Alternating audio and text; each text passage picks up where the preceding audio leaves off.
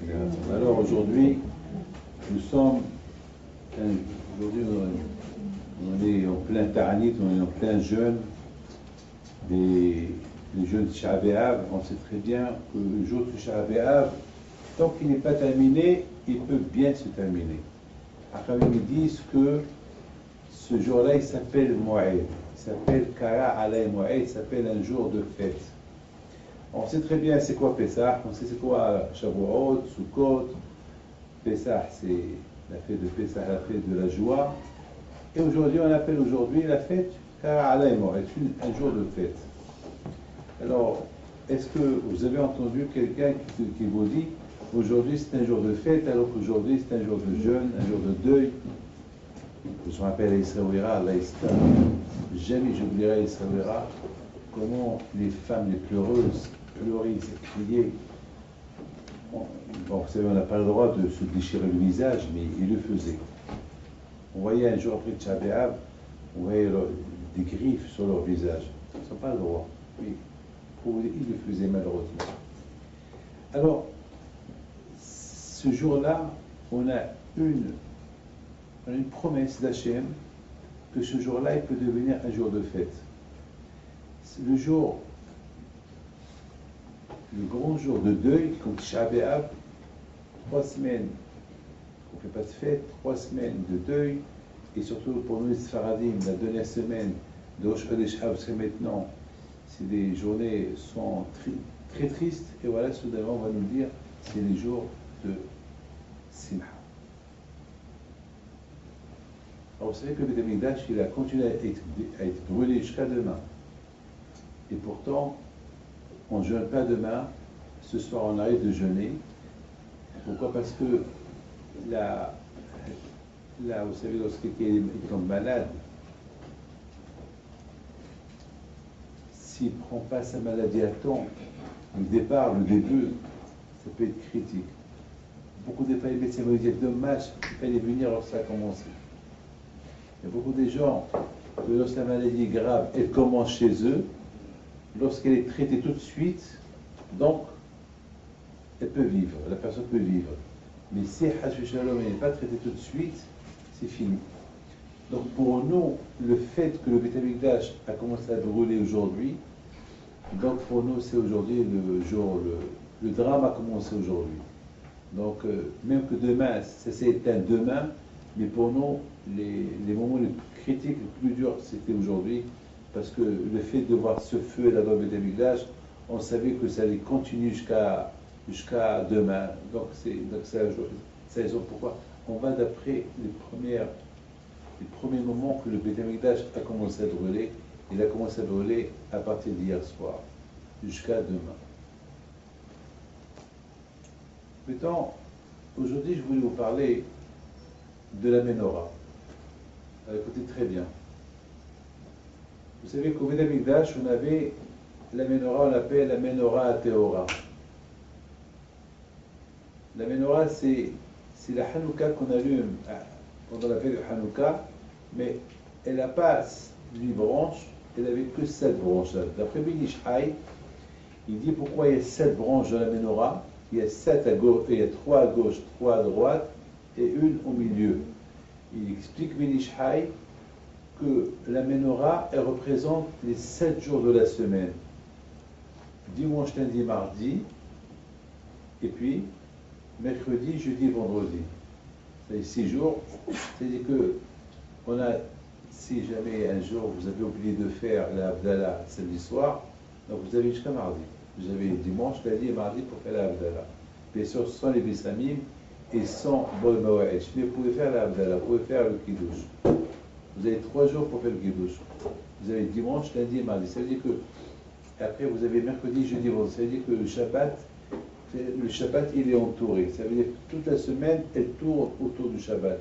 C'est ce que représente la Menorah. Ça veut dire que la lumière de la Menorah, la Kedusha, la sainteté de cette Menorah qu'on a allumée au Beth Amikdash, elle a porté le Shefa, elle a porté l'abondance pour toute la semaine à la personne qui a la Emunah ou Kadosh Baruch Hu, la Menorah.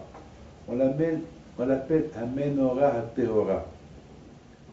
Vous savez, pendant la fête de Hanouka, et vous savez très très bien que on n'a pas le droit de travailler pendant les demi-heures, et surtout on n'a pas le droit d'utiliser la lumière de la Hanouka, la menorah. La menorah, c'est très symbolique, elle représente la Torah. La menorah, c'est le seul objet qu'il est toujours allumé dans le ciel. La menorah est toujours allumée dans le ciel. Alors, écoutez bien, comment cette menorah a été faite? Alors voilà, la menorah a été faite que Hachem a dit à Moshe Rabbeinu, je ne veux pas que la menorah soit fabriquée avec des pièces détachées. Ça veut dire, Hachem il veut qu'on jette de l'or dans un moulin et que la menorah elle doit être miksha, d'un seul miksha ahad. Il ne faut pas qu'elle soit avec collée, mamash miksha ahad, d'une seule partie, d'un seul bloc. Au départ, Moshe Rabbeinu, il n'a pas compris. Comment est-ce possible? Vous savez que la menorah est très très dure. C'est pas facile de construire une menorah d'un seul bloc. C'est pas facile. Et Hachem, il a dit à Moshe Rabbeinu, toi tu fais ton travail et moi je fais le mien. Toi tu prends de l'or, tu le jettes dans le moulin et n'aie pas peur, elle va se faire. La Torah dit Veze maase a menorah. Et c'est ça l'histoire de la menorah. Ah, maintenant, je voudrais vous poser une petite question. Vous savez c'est quoi une histoire? Je vous dis pas, venez, je vous raconte une histoire. Voilà, je vous raconte une histoire. Une histoire, c'est une histoire. Mais faire fabriquer une menorah, ça ne s'appelle pas une histoire. Vous avez compris ce que je veux dire? Faire fabriquer une menorah, est-ce que quelqu'un qui me fabrique, quelqu'un qui me fait une peinture, ça s'appelle, je veux te raconter une histoire, j'ai fait une peinture? Non. Est-ce que quelqu'un qui fabrique des voitures, est-ce qu'il peut dire, je vais te raconter une histoire, j'ai fabriqué une voiture? Mais oui, l'histoire. Une histoire, ça veut dire, mettez-moi, je vais vous raconter une histoire.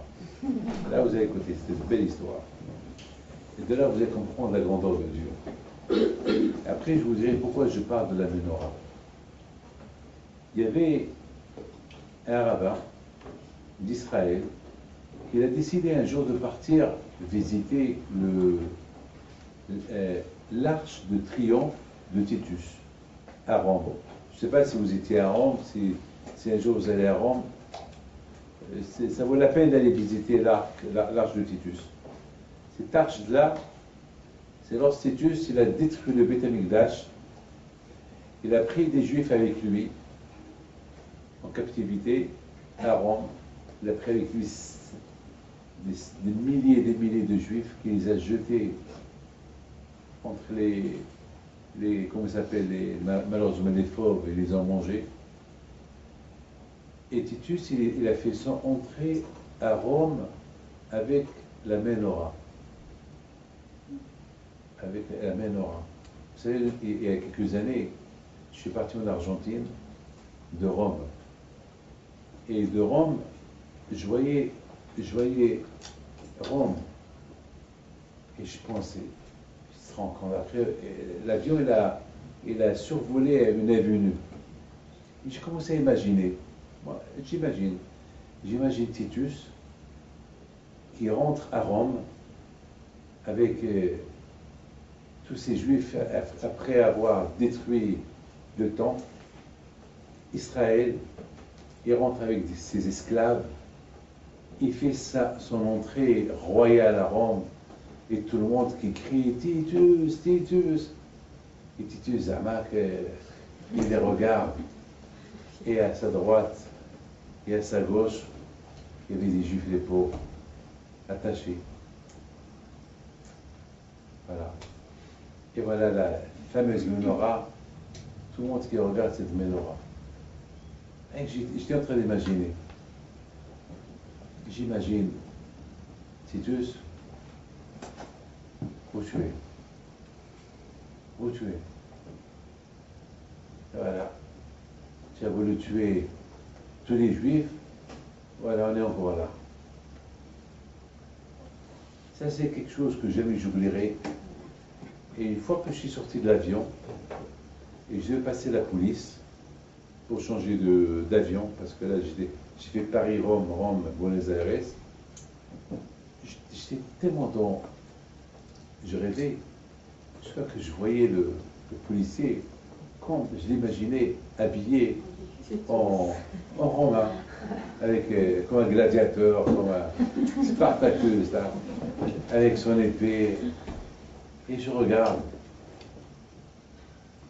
Il me dit, passeport. Ah, pardon.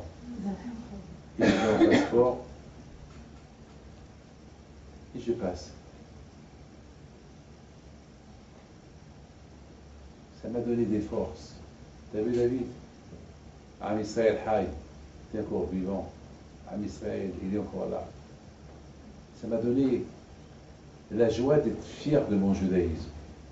J'étais heureux. J'étais heureux. Je dis, Baruch Hashem, je suis là. Tous ceux qui veulent nous faire du mal, ils finissent mal. Ce rabbin qui est parti à Rome, il demande au taxi, tu me prends l'arche de Titus. Alors après, il lui dit, et après, je vous laisse là-bas ou je vous attends, parce qu'il n'y avait pas de taxi. Non, vous allez m'attendre jusqu'à que je vous dis de partir. Non, je ne vais pas partir, vous allez m'attendre jusqu'à que vous allez me ramener encore à l'aéroport. Je dis quoi? Tu viens uniquement pour visiter l'arche de Titus et après tu retournes tu repars? Oui. Quoi? Tu viens d'Israël pour... Oui. C'est un monument historique, je veux le voir. Puis, le juif était là, le rabbin était là, il arrive l'arche de Titus, il la regarde, il observe, il met cette filine, il fait sa prière là-bas. Et vous savez que les Chinois et les Japonais, c'est des gens qui viennent toujours, ils viennent avec, en masse prendre des photos, il reste 2, 3 minutes, 4 minutes. Une fois qu'ils ont pris, une fois qu'ils ont bombardé l'arche de Titus avec des photos, ils repartent, encore d'autres groupes, et le rabbin qui ne bouge pas, il est là. Et le taxi driver, il lui dit, je ne sais pas quelle langue il lui parlait, mais il lui dit, disons en anglais, il dit alors, il dit écoute, je te paye, toi, tu laisses t'asseoir, au moment que je sens que je suis rassasié de voir cette arche, mais tu peux, je lui dis, ne pose pas de questions, je te paye. Bon. Et à un moment donné, le juif, il dit, il vient avec un grand sourire, il se frotte les mains, il monte le taxi, il dit aéroport. Le driver, il dit, vous vous rendez compte, ça fait une demi-journée que je suis là. Le rabbin lui dit, je vais te payer. Non, je veux pas de votre argent.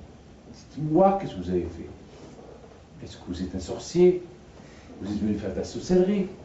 Qu'est-ce qu'il y a? Qu'est-ce qu'il y a de spécial? L'arche de Titus, qu'est-ce qu'il y a? Je lui dis, mais je te dis, il ne faut pas que tu te poses des questions. Il dit, non, je ne me pose pas de questions, je ne veux pas ton argent. Je suis un goy, je suis un non-juif, je vais apprendre. Qu'est-ce que vous êtes venu? J'ai l'habitude, je viens à Rome, j'amène des touristes, et il vient, il regarde, regardez cette photo que vous avez là, regardez. Je vais la voir. Je vais admettre la photo. Combien je vais la voir? Quelques secondes. Bon, chaque fois que je vais venir, je vais la voir, bien sûr. Mais comme ça, la voir, imaginez que je la vois pendant 10 heures. C'est pas possible. Il n'y a rien à voir. Le rabbin lui dit, non, moi je te paye. Il dit, je vous en prie, vous n'allez pas me payer. Dites-moi votre secret. Qu'est-ce que vous êtes venu faire?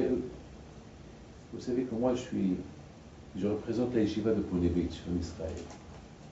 Je suis arabe. Il dit, je sais que vous êtes rabbin, je vois que vous êtes rabbin. J'ai l'habitude d'amener des rabbins visiter l'arche de Titus. Mais il reste 1 minute, 2 minutes, 3 minutes, ils partent. Vous restez une demi-journée, 5 heures, 6 heures, je ne sais pas combien des heures. Je suis simplement venu dire quelque chose à Titus. Quoi? Ouais, ben, je suis venu lui parler. Alors, c'est ce que j'ai pensé. Vous êtes un sorcier? Non, je ne suis pas un sorcier. Je suis venu simplement lui dire, vous avez vu l'arche? Après, il a pris une photo. Elle amènera. Tout le Inyan de Titus, tout le but de Titus, c'est la Ménorah, c'est la Torah. Il a voulu éteindre, assimiler les Juifs, tuer les Juifs. Ce qui reste, il va l'assimiler. Pour lui, la Judée, les judaïsmes, Israël, c'est fini. Vous ne voyez pas les rangs, ce qu'ils disent les rangs, les Iraniens jusqu'à maintenant. On veut rayer Israël. Jusqu'à maintenant, pas plus que l'année dernière. Et la semaine dernière, ils l'ont dit. On veut rayer Israël. On veut envoyer une bombe atomique. On veut rayer. Il y a ceux qui ont le courage de le dire. Il y a ceux qui n'ont pas le courage de le dire. Il y a ceux qui n'ont pas le courage de le dire. Ils ne vont pas le dire parce qu'ils n'ont pas le courage. Il y a ceux qui ont le courage de le dire. Rayer Israël de la terre. Eh bien, Titus était le premier, parmi les premiers, qu'ils ont voulu rayer Israël de la terre. Et c'est ce qu'ils ont voulu faire. Donc Titus, il vient en Israël après qu'il a brûlé le temple, après qu'il a tué des millions de Juifs.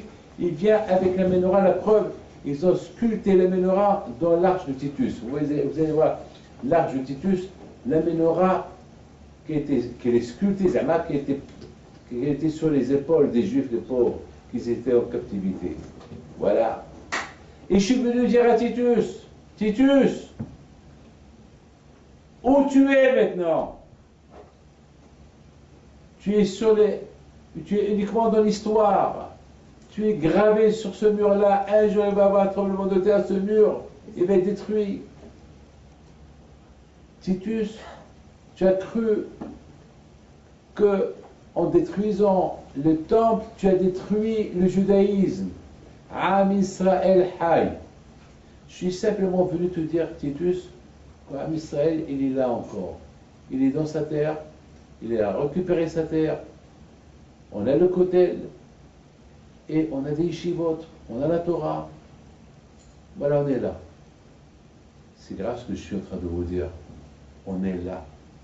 Mais c'est quelque chose d'extraordinaire. On est là. On n'est pas là-bas, on est là. Chacun de nous, il est là. Regardez-vous les femmes, avec votre judaïsme, vous êtes en train de jeûner. Vous savez, malheureusement, c'est vrai, le Beth Amikdash, il n'y est plus. Vous allez réfléchir un peu.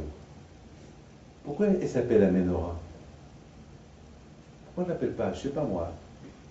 On dirait que le bon Dieu appelait la Ménorah le mot Ménorah. Si vous voyez la lettre de Ménorah, de le mot Ménorah, il y a là-bas la lettre Roma. Rome. Roma. Et il y a là-bas un Noun.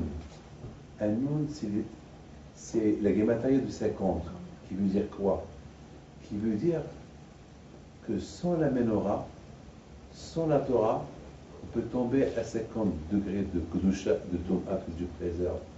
C'est-à-dire que Rome, c'est Rome. Rome, ça veut dire qu'il n'y a que la Torah seule. Grâce à la Torah, l'homme, on peut, Be'ezat Hashem, on peut résister les tentations, les cultures, toutes ces tentations technologiques, tout ce qui est aujourd'hui, qui sont, parce que lorsqu'on dit Edom, Edom c'est Rome, Edom c'est Esav, et si on parle des nations, c'est Edom. Et c'est ça malheureusement, la technologie, tout ce qui se passe aujourd'hui pour influencer le juif, le judaïsme, pour le tomber de la Torah que Dieu préserve, et après que Dieu préserve, vous savez comment les gens ils sont assimilés. Vous savez, à Paris, il y avait des gens, moi je ne parle pas de Canada, je ne connais pas le Canada, mais je parle de la France parce que j'habite en France. On dit qu'il y a 600 000 juifs en France. Vous savez combien des juifs ils vont à la synagogue à Kippour? Alors réfléchissez un peu. Les statistiques de cette année, de ce Kippour-là, il n'y avait que 20% qui sont partis à la synagogue. Ça veut dire, avec tous les centaines et les milliers de synagogues qu'on ajoute, des écoles, etc., à peine 20%. C'est tout. C'est tout. À peine 20, où sont les 80%? Vous savez ce qui se passe en France. Malheureusement, on habite, lorsqu'on ne donne pas la menorah à nos enfants, la lumière qui s'appelle la Torah, eh bien, nos enfants peuvent être dans le danger de l'assimilation. Vous savez, il y a eu une fois Baal Shem Tov qui devait traverser un fleuve. Vous savez, en Ukraine, lorsque ça gèle, lorsqu'il fait froid, le fleuve il devient gelé, il devient glace. Une fois Baal Shem Tov, alors les jeunes peuvent marcher. Ils marchent ils traversent en marchant, parce que c'est presque 2-3 mètres de glace. Donc, même les chameaux, les animaux, avec leur calèche, ils traversent la rivière sur la glace. Et voilà, à Baal Shem Tov, ils voient 2 enfants qui jouent. Ils étaient en train de sculpter la Avodah Zara, l'idolâtrie. Alors, Baal Shem Tov dit à ses élèves, vous voyez, lorsque le cœur il est froid, on peut même s'adapter, on peut adapter la Avodah Zara dans le cœur. Lorsque quelqu'un a son cœur froid, c'est quoi froid? C'est quoi froid? Le froid, c'est lorsqu'il n'y a pas l'aïmona. Lorsque on raconte une histoire d'un tzaddik à quelqu'un, il dit, ah bon? Hein? Alors que ça ne lui dit rien. C'est froid. Vous faites Shabbat, vous les femmes. C'est un peu. C'est Shabbat, allez, vous faites un peu. Il y a ce qu'on appelle zrizout, c'est un peu rapide, c'est Shabbat. Donc, on fait mitzvah, c'est tout avec rapidité. Lorsqu'on est rapide, lorsqu'on fait une mitzvah, on donne l'importance à la mitzvah. On donne la valeur à la mitzvah. Mais lorsqu'on fait la mitzvah, en dormant, on ne la sent pas. N'importe comment. Cette mitzvah, on ne la sent pas, malheureusement. La mitzvah, on ne la sent pas. Cette mitzvah, elle se fait froide. C'est pour ça qu'il faut la chaleur de la mitzvah. Il faut être enthousiaste de faire la mitzvah. Lorsqu'on fait la mitzvah avec effort, c'est pour ça on compare la Torah au feu. Parce que le feu, toujours, il monte vers là-haut. Toujours le feu, il monte vers. La mitzvah aussi, il faut toujours la faire avec rapidité. De la même façon que le feu, il brûle, la mitzvah, elle doit être d'une manière avec le cœur chaud. Avec le cœur chaud. Avec joie, avec simha. Vous savez, il y a une fois, je ne sais pas si je vais la raconter ou pas, il y avait une fois, il y a quelques temps, il y avait comment ça s'appelle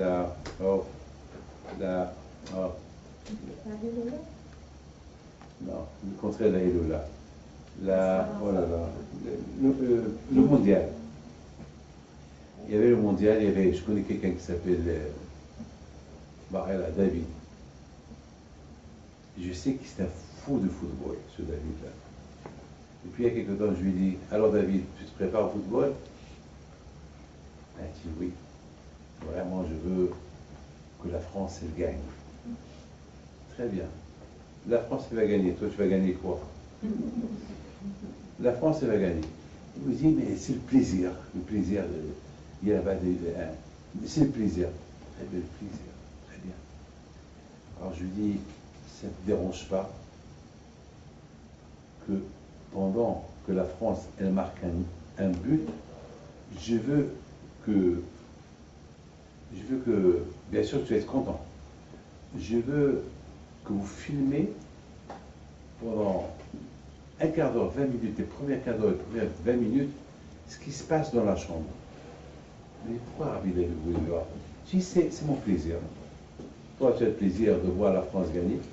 Moi, mon plaisir, c'est de voir votre réaction. C'est quoi lorsque la France marque un but, c'est quoi votre réaction? Et puis, la France marque un but, il m'appelle, Rabbi David, on a marqué. Je dis, c'est quoi on a? Toi ou eux? Non, c'est la France, c'est moi. D'accord, très bien. Mais Rabbi David, on a tout filmé. Le soir, il me montre le film. Sur sa petite caméra, il me montre. il fallait voir comment ça criait lorsqu'il y avait le bleu.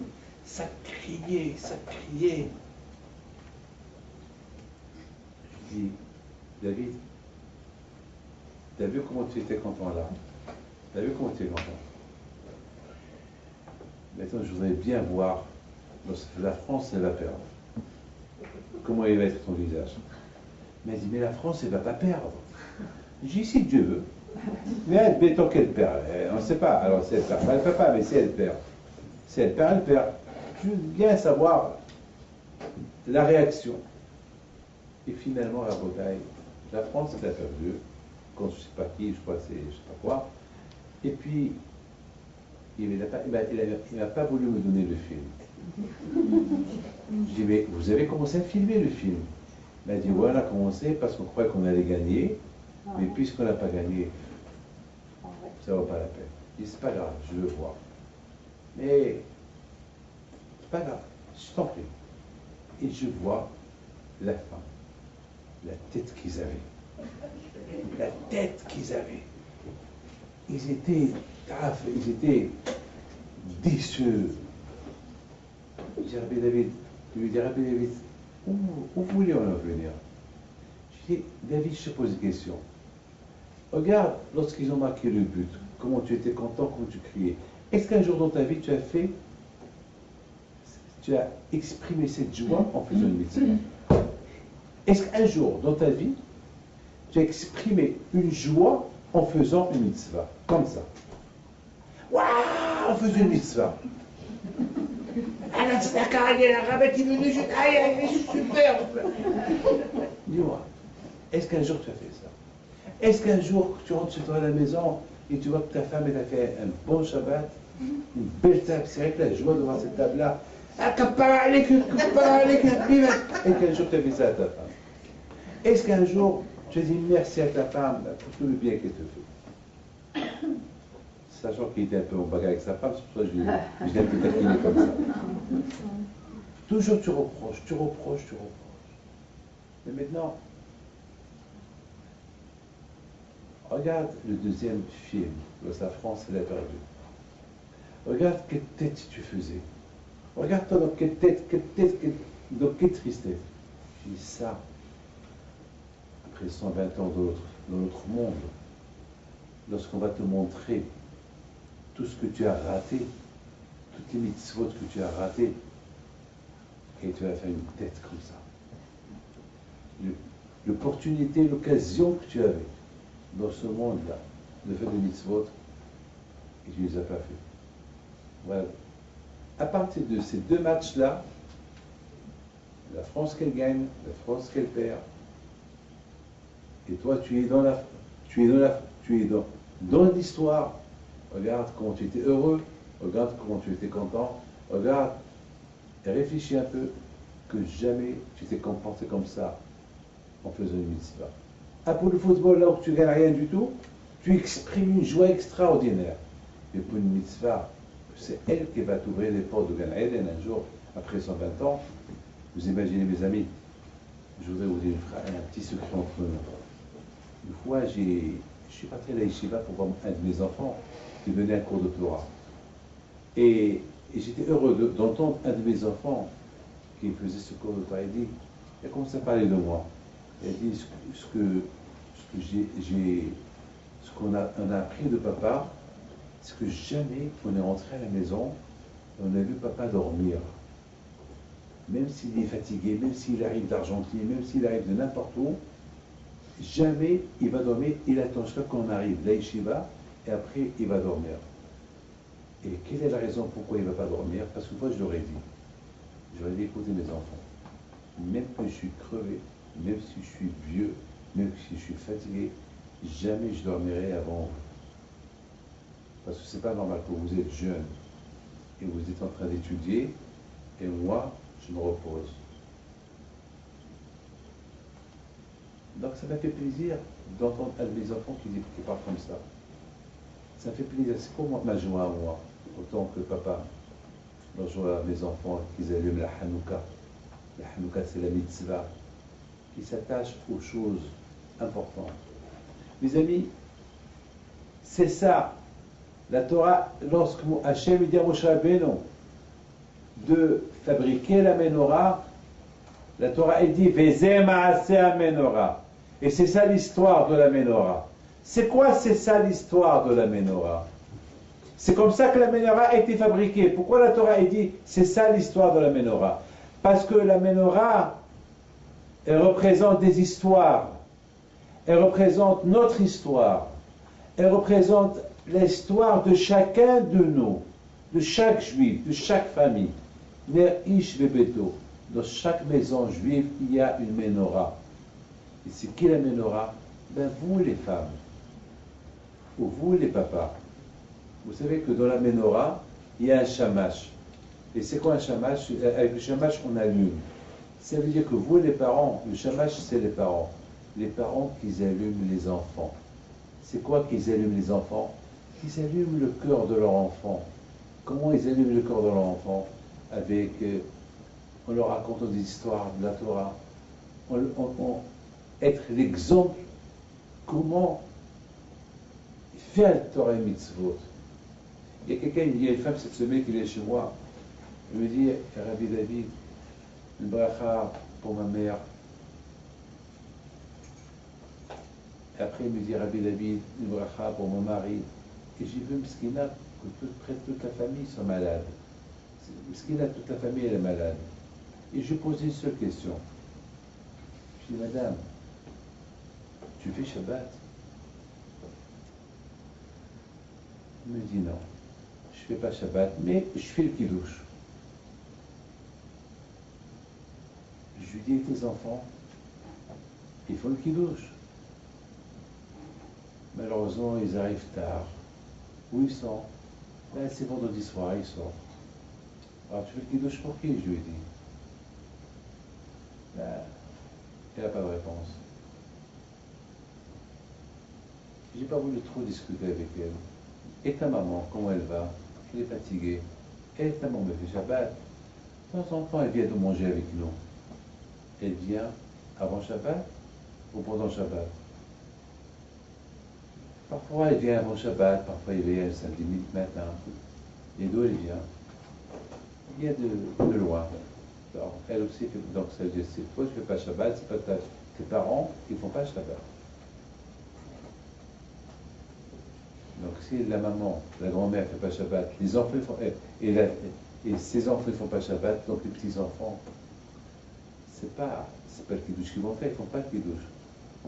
C'est comme ça, parce que de moins qu'on fait, de moins que nos enfants ils vont faire. Et de moins que nos enfants ils vont faire, de moins que leurs enfants ils vont faire, jusqu'à que les petits-enfants ils vont quoi? Rien faire. Et ça, je l'ai vu, je dois parole d'honneur que je l'ai vu. J'étais à Los Angeles, il y avait une femme. Je vois que c'est une femme, elle avait 70 à l'époque. Elle faisait une vingtaine d'années, je ne sais pas si elle est vivante aujourd'hui ou pas. Dès qu'elle m'a vu, elle a eu peur. Elle a été choquée, elle a eu peur. Après, vite, elle a commencé à pleurer. Bon, j'ai dit, je devais aller placer mes yeux chez quelqu'un. Et puis, je lui ai dit, Madame, ça va? Elle dit, vous me rappelez vous me rappelez mon père.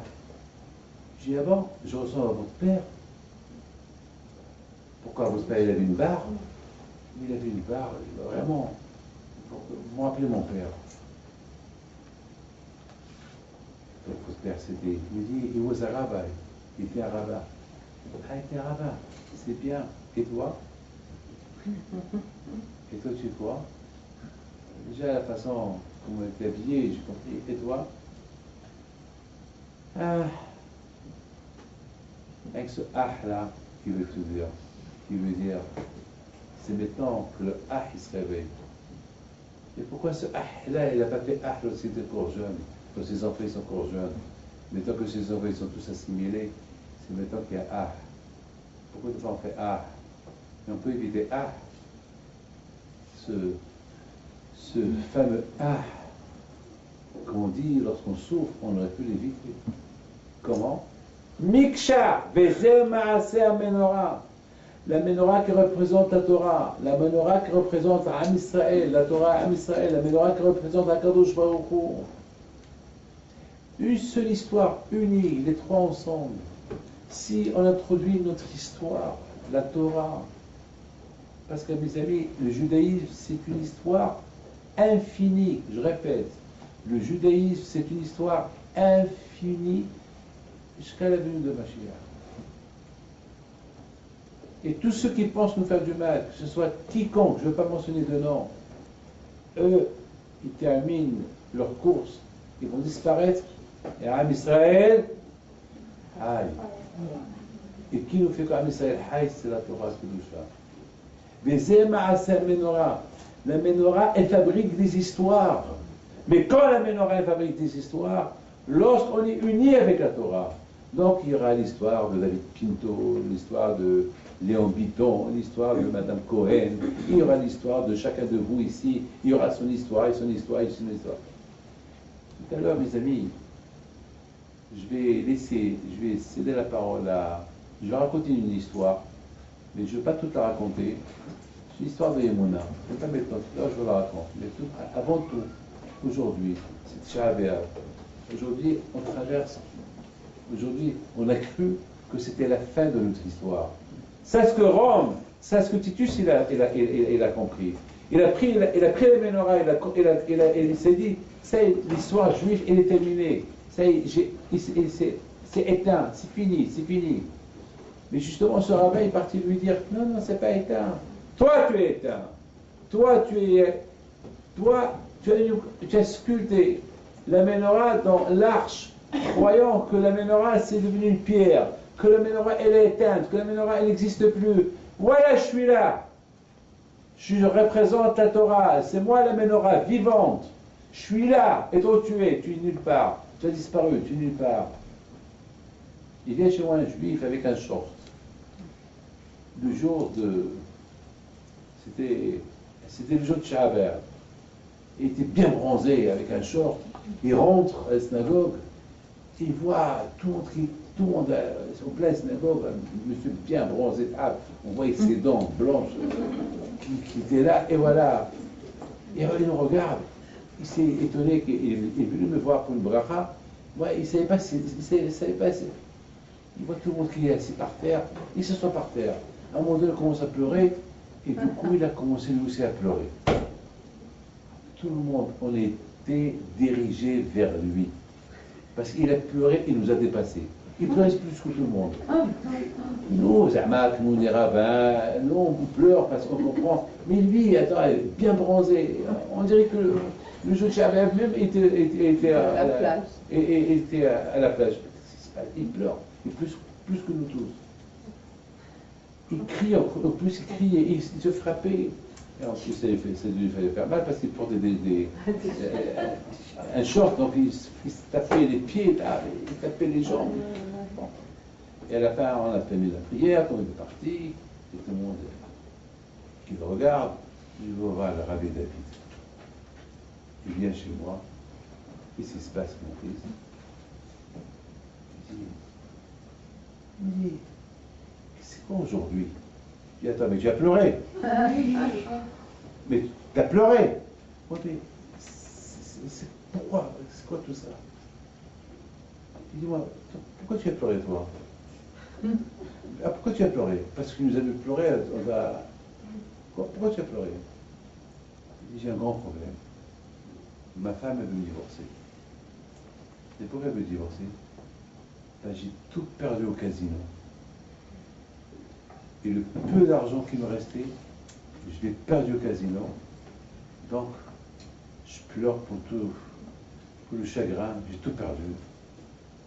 Toi, tu pleures pour le casino, tu as perdu le casino, tu as perdu l'argent que tu as perdu. Je commence à réfléchir. David, tu te rends compte? Il y a ceux qui pleurent l'argent qu'ils ont perdu, nous on pleure le Beth Amikdash qu'on a perdu. Mais c'est que la différence entre lui et moi, c'est que nous on a l'espoir que Beth Amikdash il va se reconstruire, mais lui il ne va pas récupérer son argent au casino. Voilà, malheureusement, c'est comme ça. Vezé Maasé Amenora. Il ne faut jamais oublier ça.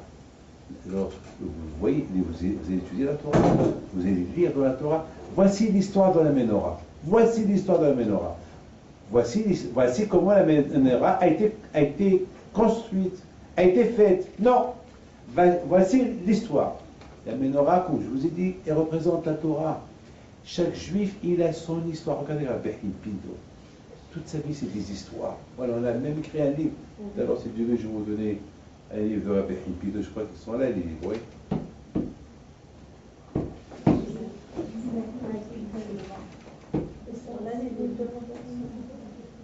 On les a envoyés ce matin ici. Oui, ils sont dans le... D'accord. Tout à l'heure, je vais vous donner un livre, des histoires de Rabbi Pinto, si Dieu veut. Rabbi Pinto, c'est des histoires. Voilà. Rabbi Shimon Bar Yochai, c'est une histoire. Rabbi Yaakov Berser, toute sa vie, c'est une histoire. Rabbi Meir Baal HaNes, toute sa vie, c'est une histoire. Rabbi Daoud Baruch Halash, Rabbi Aaron Ben Diwan, Rabbi Haim Blomet, toute leur vie, c'est des histoires. Mais qui fait l'histoire? La menorah. Vous savez, mes amis, il y a Napoléon. Vous avez tous entendu parler de Napoléon. Alors Napoléon, lorsqu'il est arrivé en Russie, après qu'il a gagné une guerre, il a vu qu'il n'y avait pas de juifs qui sont venus l'accueillir. Il leur a dit, pourquoi les juifs ne sont pas venus aujourd'hui? Qu'est-ce qui se passe? En général, les juifs, chaque fois que je gagne une guerre quelque part, et je vois toujours des juifs qui viennent avec un Sefer Torah. Ils ont dit, Majesté, aujourd'hui, c'est Tisha B'Av. C'est un jour de deuil chez eux. Et ils ne peuvent pas venir te recevoir dans un jour comme ça. Ah bon? Vous pouvez m'appeler le rabbin, que je lui parle. Et le rabbin, il arrive. Qu'est-ce qui se passe aujourd'hui? C'est Tisha B'Av. C'est quoi Tisha B'Av? Notre temple a été détruit il y a 2000 ans. Il y a 2000 ans. Et depuis 2000 ans, vous pleurez. Depuis 2000 ans, vous êtes assis par terre. Et depuis 2000 ans, oui. Et vous jeûnez, oui. Napoléon, il le regarde. Il dit, si vous tenez pendant 2000 ans, et vous êtes en train de pleurer avec le temple de votre temple, c'est que vous allez encore pleurer votre temple encore 2000 ans. C'est-à-dire que vous avez l'aïmouna. Vous avez la foi. Et peut-être un jour vous allez le voir. Ou non. Qui sait? Vezé Maaseh HaMenorah. Lorsque, comment il s'appelle, Yosef Mishita, il est rentré au Beth Amikdash, et je termine avec ça. Yosef Mishita, c'était un homme athée, qui ne croyait en rien. Mais Titus, il avait peur de détruire le temple. Il voulait que quelqu'un, un juif, il rentre au temple premier pour manquer le respect au temple de Beth Amikdash. Et comme ça, si le bon Dieu, il va lâcher sa colère contre lui, pas contre moi, Titus. Titus, comment il avait un peu peur de manquer le respect au Beth Amikdash. Comment le Beth Amikdash, même les goïms, ils venaient voir ce qui se passait au Beth Amikdash. Même les goïms, ils apportaient des sacrifices au Beth Amikdash. Alors, Titus, il fait une annonce. Est-ce qu'il y a un juif qui est prêt à rentrer au temple et prendre tout ce qu'il veut du temple? Et je lui donne une belle femme, une belle maison, il va faire partie du Sénat romain, il sera parmi, toujours il sera l'invité d'honneur de Rome, mais il faut que ce soit un juif. Qui va oser? Il y a un juif qui s'appelle Yosef. On l'appelle Yosef Mishita. Dis-moi, moi je rentre. Rentre. Yosef Mishita, il rentre. Il reste là-bas 1 heure, 2 heures, 3 heures. Donc les Romains, ils ont dit, peut-être il est mort. Peut-être il est en train de trop prendre. Peut-être il faut un chariot pour prendre tout ce qu'il a pris comme butin du Amikdash. Et à un moment donné, voilà, Yosef Mishita, il sort. Avec quoi? Avec quoi? Avec la menorah. Eh oui. Il sort avec la menorah. Si tu lui dis, Youssef, c'est quoi ça? Ben, vous avez dit, Majesté, que je prends ce que je veux, je prends la menorah. Il dit, non, prends ce que tu veux, sauf ça. Parce que ça, c'est le symbole, votre symbole. Ça, c'est votre Torah. Et ça, je vais le prendre à Rome. Parce que qu'est-ce que je vais montrer à Rome? Il faut que je montre à Rome quelque chose qui représente le judaïsme, quelque chose qui représente votre Torah, quelque chose qui représente votre temple. Et ça, je veux ça. Il dit, Majesté, je ne peux pas. Je ne peux pas retourner encore et prendre autre chose. Non, je veux ça. Il dit, ben ça, tu ne prends pas ça. Et si tu ne rentres pas une autre fois, je te tue. Mais de toute façon, j'ai tellement énervé mon Dieu. Si tu me tues, ce sera capara pour moi. Et à la fin, Titus Marchimon, il a tué ce Yosef Mishita, qui était un grand rachat. Maintenant, je vous pose une question. Comment il est devenu tzaddik? Ce Yosef était rachat. Ce Yosef, il croyait en rien. La preuve, il est rentré pour voler, pour prendre, pour transgresser la sainteté du temple. Et soudainement, il sort avec un menorah, il donne son âme, il meurt pour qu'il de Hachem. Qu'est-ce qui s'est passé? La réponse, elle est simple. Vézé, Maasé, Amenora. C'est ça l'histoire de la menorah. La menorah, elle rend les juifs purs. La menorah, elle rend les juifs dans la Teshuvah.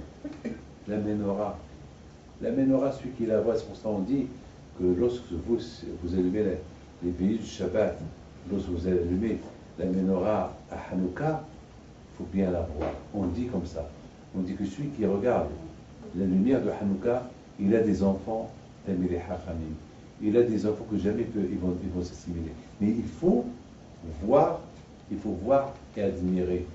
Parce que tu vois les bougies allumées de Hanouka, tu penses à l'histoire. Tu penses comment les Romains, les Grecs ont voulu assimiler tous les Juifs, ils n'ont pas réussi à la fin. Donc ça t'aide, ça peut aider tes enfants aussi. Donc tu apportes le miracle du passé au présent. Et ça peut aider. Vous savez qu'il y a une femme, c'est un soldat israélien qui raconte ça. Il y a un soldat qui raconte que lorsqu'ils sont entrés dans une maison, il y a une femme qui sort de cette maison, et elle avait une femme kamikaze. Donc ça veut dire que elle était qu'elle tire sur une ficelle, et donc il y avait 2-3 soldats qui ne pouvaient pas tirer parce que même s'ils tirent, tout va sauter. Alors un des soldats l'a fait chez Israël. Ça s'est passé cette semaine.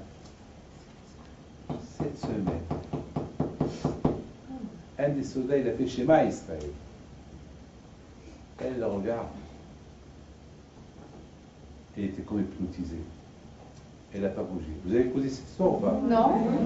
Mais il y a ceux qui ont écouté. Voilà. Vous voyez, hein? Moi, je l'ai écouté de quelqu'un de sûr en Israël. Hein? On m'a appelé, c'est quelqu'un qui était parmi de le groupe. Hein? Écoutez. Elle ne bouge pas. Donc, entre-temps, puisqu'elle ne bouge pas, ils sont partis. Ils l'ont désarmé. Il leur a dit, donc, lorsqu'ils ont commencé à poser des questions, il leur a dit, je suis juif comme vous. Wow. Mais malheureusement, je me suis s'est marié avec quelqu'un.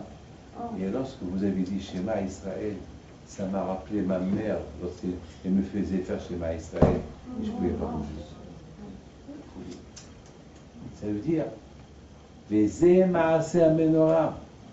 ça l'histoire de la menorah. L'histoire de la menorah, c'est quoi la relation du judaïsme? Tu enseignes à ton fils Shema Israël, et voilà la fin. Il paraît qu'il a fait. Il a dit que je peux retourner, je vais faire Teshuvah. Il a donné les. Moi je parle, je n'ai pas le droit de trop raconter de cette histoire, c'est tout ce que je peux vous dire. Mais mes amis, on a posé la question, comment ce Bishita a fait Teshuvah? Comment il a fait Teshuvah? Une fois qu'il est rentré à l'intérieur de Betamikdash, il était rachat, il est rentré son kippa, il est rentré peut-être avec un cigare, peut-être il est rentré. Mais une fois qu'il a vu la sainteté il a vu la menorah, et était allumé, la lumière, le symbole de la Torah, et s'est dit, quoi, moi, Yosef, quoi, moi je vais voler cette menorah. Cette menorah représente tout le judaïsme. Moi, c'est pas possible. Donc il a pris la menorah, qui symbolise je veux rester attaché à ma religion. Ça, c'était le message de Yosef Mishita à Titus. Je veux rester attaché à ma religion. Et il a tué. Une voix du ciel est sortie et qui a dit Yosef Mishita, tu as Hilek al-Ulamaba. N'oubliez jamais cette phrase que je vous ai dit. Baiser, c'est parce qu'il y a un passage dans la Torah qui dit et voici l'histoire de la Ménorah. Je suis en train de vous expliquer que la Ménorah, c'est la Torah. La Torah, elle fabrique des histoires. Elle fabrique notre histoire. Notre survie à nous, c'est notre histoire, c'est la Torah. Lorsqu'on est attaché, vous voulez que vous continuiez dans l'histoire? Oui, oui. Éduquez bien vos enfants. Parce que cette histoire peut se terminer parce qu'il n'y a plus d'éducation. Lorsqu'on n'éduque plus nos enfants, lorsqu'on laisse faire ce qu'ils veulent, l'histoire se termine pour eux. Vous savez, lorsqu'il y a une guerre qui se passe, vous savez quoi? Il y a toujours le drapeau. On court avec, il y a des cavaliers qui courent avec le drapeau. Lorsque l'ennemi tue celui qui attrape le drapeau, il y a tout de suite un autre qui vient, il relève le drapeau, parce que le drapeau, il symbolise qu'on fait la guerre pour le pays. Le drapeau, c'est le pays. Mais si le drapeau il tombe, il n'y a plus personne qui le ramasse, c'est la perte. Ça veut dire que c'est perdu. La guerre, elle est perdue. Mon père, mon grand-père, mon arrière-grand-père, je m'excuse de vous dire une phrase. Vous savez que même dans la famille de Rabbi Pinto, il y a des gens de la famille qui sont assimilés malheureusement. Alors vous allez me dire quoi? Comment le pauvre Rabbi Pinto, le pauvre, quelques de ses descendants ont assimilé? Ben oui. Il n'y a rien qui est à l'abri. Rien qui est à l'abri. C'est pas parce que je suis Pinto, petit-fils de Rabbi Pinto, petit-fils de Rabbi Yoshua Pinto, et petit-fils jusqu'à David Ameller, ça veut dire que moi je suis protégé, je suis à l'abri. Non. Si je ne fais pas attention, je peux tomber. Regardez ma vie, j'ai une barbe blanche, ça ne veut rien dire. Si je ne fais pas attention, je peux tomber. Qu'est-ce que vous croyez? Croyez quoi? Vous croyez que je suis un homme magique, un Superman? J'ai le Yetzara comme tout le monde. On a tous le Yetzara. Moi aussi j'ai envie de ça, et moi aussi j'ai envie de ça, et moi aussi j'ai envie de ça, et moi aussi j'ai envie de... Une fois j'étais dans un avion. Ça c'est une très belle histoire. Une fois j'étais dans un avion. On a survolé, c'était Olympic Airlines, on avait survolé Athènes. Et ma pensée, elle était vers les Grecs. Et j'imagine Athènes, Antiochos, et le miracle, et les Grecs, ils ont voulu assimiler les Juifs. C'est pour ça qu'on fait Hanouka, la fête qu'on n'a pas été assimilé, la fête de la Torah. Hanouka, c'est la Torah, la lumière de la Torah. Et j'ai pensé, et voilà, Monsieur Pinto, oui, on a votre repas kasher. Mon repas kasher. Je dis, kasher? Ouais, votre repas kasher. Vous êtes sûr que c'est kasher? Mais bien sûr que c'est kasher. Super. Kasher. Et je parlais tout seul. Je dis, Hachem, je t'appelle, il y a un autre hôtesse qui vient. Ça va, il y a un problème? Je dis, non, il n'y a pas de problème. Simplement, je suis ému, heureux, parce que vous êtes des Grecs. Ça fait très bien. Vous êtes des Grecs. On regarde les deux. Pourquoi? Moi, je suis juif. Je suis juif de France. Et vous êtes d'où? On est deux Grecs. Parce que de toute façon, je ne sais pas si c'était l'avion grec, Olympic Airlines. Vous savez que vos aïeuls, vos grands-pères, vos grands-parents, ils sont venus chez nous en Israël. Ils ont tué tous ceux qui mangeaient le kasher. Et vous, les petits-enfants, vous m'apportez le kasher.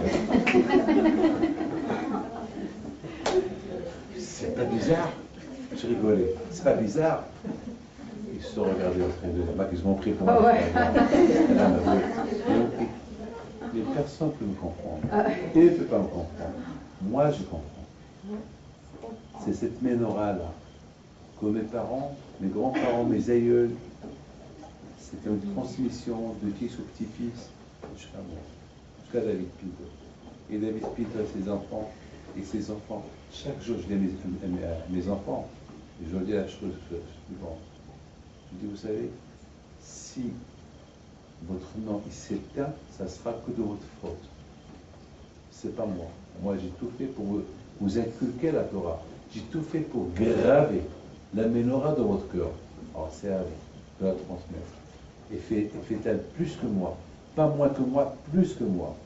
Et c'est comme ça.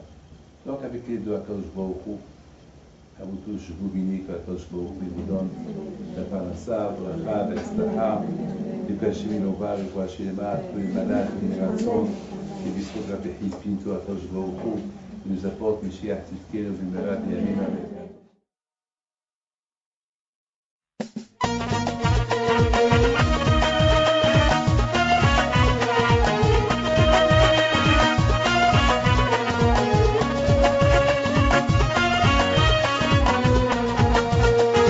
Non duia nezgartu